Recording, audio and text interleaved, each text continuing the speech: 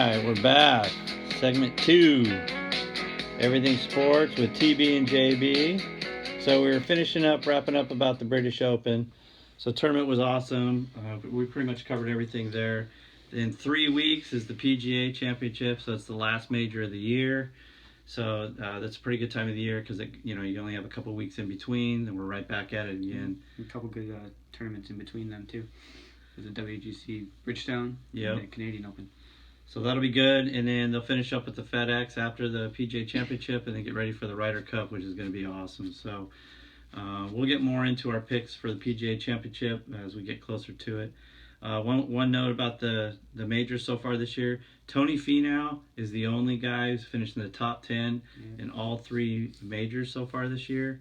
Patrick Reed, Jordan Spieth, Xander Schauffele, Rory, Dustin Johnson, and Rosie have all finished twice in the top 10. Rosie's been pretty close, 2 top 10s, and then he finished 12th in the Masters. So, but right now Tony Finau holds the award so far for being the only guy in top 10 in all 3. So it's pretty awesome golf. Right. All right, so we're gonna go into baseball. So there was one trade. Jonah, want to talk about the trade that's already been done besides the Machado trade? Well, the Oakland A's making that playoff run. Juris Familia gonna try and help him get to postseason. They signed him a couple days ago, and he's already getting reps in. He pitched today against San Francisco, wearing number 32. So I don't know. Let's see if he can help close the deal out for some games and help him get some wins. Yeah, I mean the A's have back-to-back days with walk-offs. Yeah. So right now, as you know, we just got back from the All-Star break. It's the first weekend of baseball. As we start making the home stretch, there's going to be getting to be more and more trades as we get closer to the trade deadline. Yeah. Right now, Boston has a 5-game lead over New York. Cleveland's still cruising, and the Central is pretty weak. Houston also stretched their lead to 5 games over Seattle and 8 over Oakland. So Oakland and Seattle are going to be fighting, I think, for that second wild card, because whoever doesn't win between Boston and the Yankees for a division is going to be a wild card. So that's the way it looks like in the American League for now. National League's going to be a dogfight. Philly and Atlanta are just neck and neck, and then Washington is 6 back. They're hovering. They're right there. Just looking, trying to get there. And you got the Cubbies. The Cubbies are hanging on right now.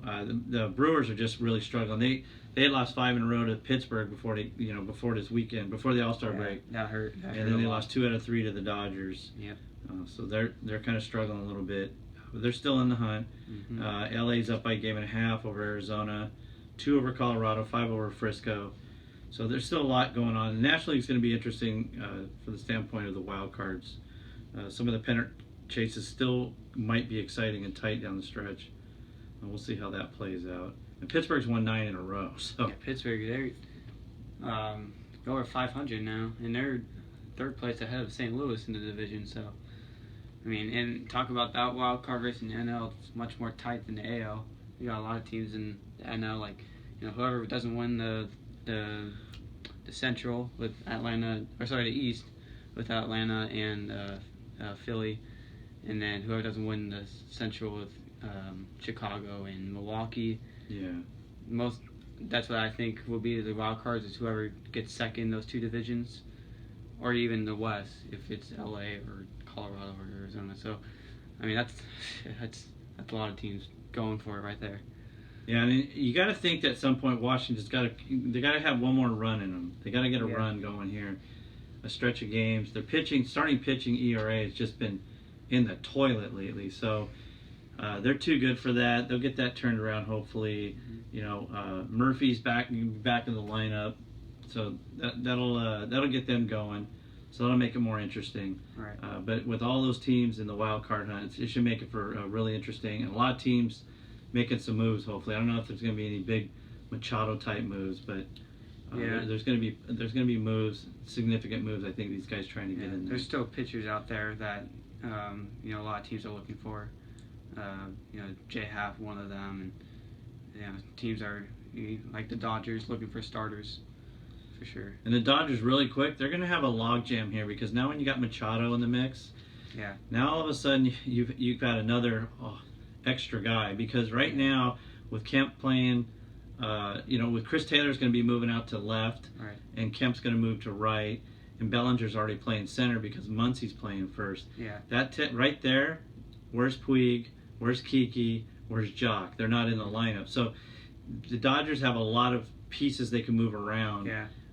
They got great depth now with that trade, and then the emergence of Muncy this year. Yeah.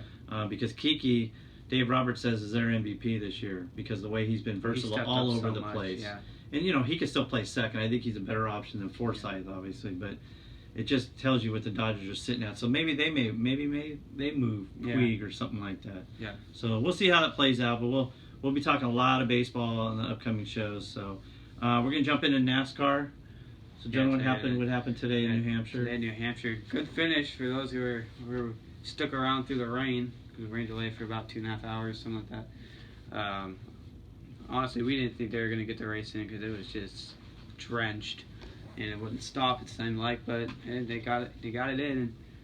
Full race, 301 miles, and it came down to the very end between two of the big three. You got Harvick in there, and you had Kyle Busch. On a restart, you had Almirola, who was the third behind Harvick on the inside, right? And he just did not go. His tires just stumbled and wheel spin big time, and he just lost the race right then and there. So it was between Harvick and Kyle after that. And that was maybe a preview of what to see in the playoffs or later down in the season. Yeah. Them battling it out, great race. And then finally Harvick, he put the bumper to him a couple times previously, but couldn't really quite get him out of the way. And then finally did it down the turn one. And he just completely moved him out of the way. And he ran away. That's the definition of a bump and run. That was perfect what he did. Yeah, Kyle couldn't lose him. He got, he took the lead and he was up by no more than a second. Right. And it hung around about that 1 second mark for about 10, 12 laps, and it started chiseling away. 8 tenths, 6 tenths, 5 tenths, and then Harvick was right on his tail for about 8 to 10 laps, and there was still about 20 laps to go. So he just waited, bought his time. But I'm 50-50 on the move.